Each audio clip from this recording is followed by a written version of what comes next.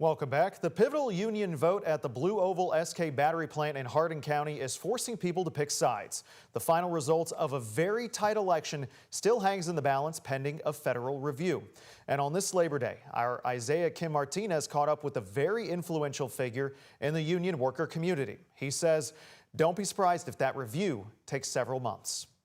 Here's your wristbands. Just hold on to them. You'll time to get through later. All right, thank you. You're welcome. It's the yearly Louisville tradition on the first Monday of September, bringing community and elected officials together at Kentucky Kingdom.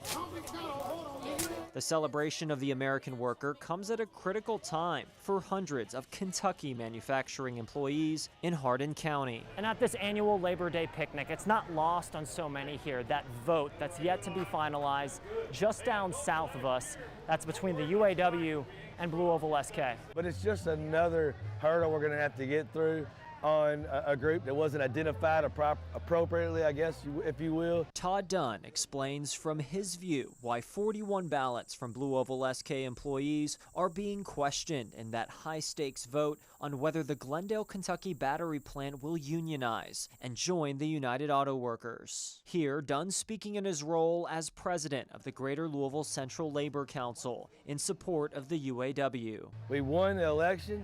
We should be able to come in. They should recognize us as a union. Out of more than 1,000 votes tallied, BlueOval SK workers in favor of unionizing hold a narrow 11-vote majority. It could swing the other way, depending on those outstanding ballots a federal board is now reviewing. Thomas Walling told me last week he's one of those challenged votes and voted not to unionize. We're hourly employees, same as every other team member, but yet the UAW says we don't get a vote, our voice is not going to be heard. Walling is part of the safety emergency response team at the Glendale plant. Dunn argues these employees weren't properly identified as part of the bargaining unit. They're trying to break the backs of unions and labor unions and labor unionists, and those who want to be represented in the workplace, and we clearly won.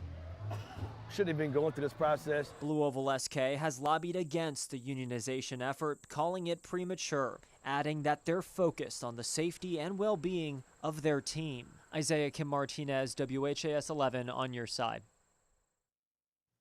The National Labor Relations Board is reviewing those 41 contested votes one by one. They're an independent federal agency. Board members are appointed by the U.S. President with Senate approval. The Kentucky Democratic Party sent a statement in support of unions like this on Labor Day, saying in part, quote, "From our factory floors to our classrooms, every worker deserves dignity, fair pay, safety, and a voice on the job. Together, we fight for a Kentucky where work lifts people up instead of leaving them behind," end quote. According to the Bureau of Labor Statistics, Kentucky had 156,000 union members in 2024.